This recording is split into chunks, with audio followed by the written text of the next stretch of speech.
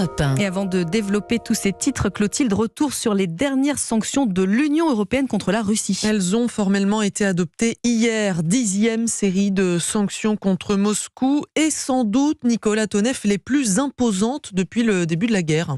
Oui, c'est Ursula von der Leyen qui le dit, les sanctions de la plus grande envergure jamais prises depuis le début de l'invasion russe. Plus de 121 entités concernées, des personnes physiques ou des entreprises.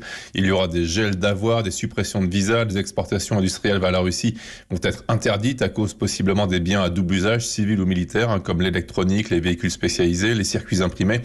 Ce commerce représenterait près de 11 milliards d'euros. Nouveauté, les sanctions s'étendent aux fabricants iraniens de drones explosifs. 7 entités iraniennes tombent sous le coup des mesures. Et une autre nouveauté encore, les menaces contre les pays qui tentent de contourner les sanctions.